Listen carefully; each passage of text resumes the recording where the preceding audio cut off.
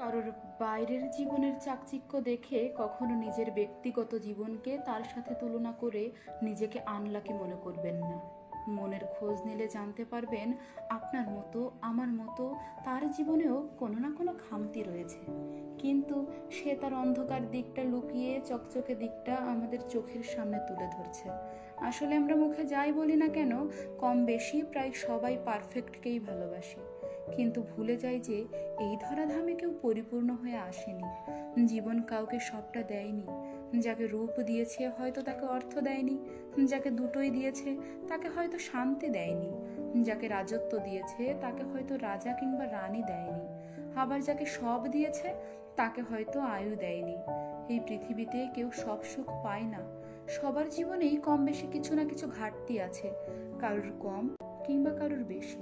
তাই কারোর সাথে নিজেকে দাঁড়িপাল্লাই ওজন করে হীনমন্যতায় ভোগাটা বোকামির পরিচয়। মনে রাখবেন, যে মানুষটা নিজেই নিজেকে সম্মান করতে পারে না তাকে কেউ সম্মান দেয় না। নিজেকে কখনো সবার তুলনায় কমা মনে করবেন না। নিজেকে ভালোবাসতে পারলে দেখবেন অপূর্ণ জীবনটাই কি একটা অদ্ভুত রকমের সুন্দর হয়ে উঠবে। তখন নিন্দুকদের অনর্থক নিন্দা আর সমালোচনার তীর মনকে তিতো করতে পারবে না, বরং তাদেরকে মন থেকে উপড়ে ফেলার ম্যাজিকটা আয়ত্ত করে ফেলা যাবে খুব সহজেই।